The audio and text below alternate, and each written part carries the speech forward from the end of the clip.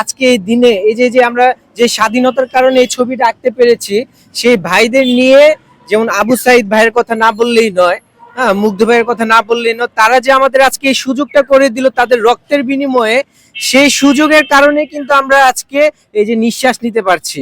তাদের ছবিও আমি গতকালকে এঁকেছি এবং আজকে আমাদের মেইন থিমটাই ছিল এটা। কিন্তু আজকের যে থিমটা আসলে আমাদের প্রত্যেকটা মানুষের নজর কাড়ার মতো একটি দৃশ্য, এই হঠাৎ এই চিন্তা আপনাদের মাথায় আসলো কি করে? না, এই চিন্তাটা আমার গতকালকে মাথায় আসছে যে মানে এই ছবি আঁকাটা হলো একটা আর্ট।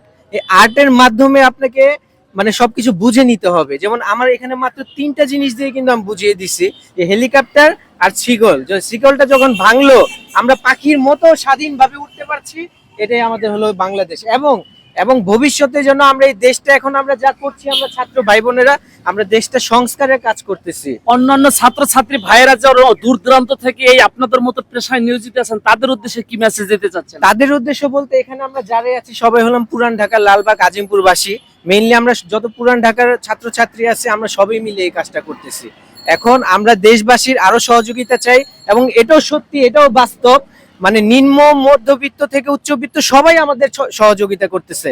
সবার সহযোগিতার কারণে আজকে এই দেশটা স্বাধীন, এবং আমরা দেশটা আরো সংস্কারের পথে এগিয়ে নিয়ে যেতে পারবো ইনশাল্লাহ। আপনাকে অসংখ্য ধন্যবাদ।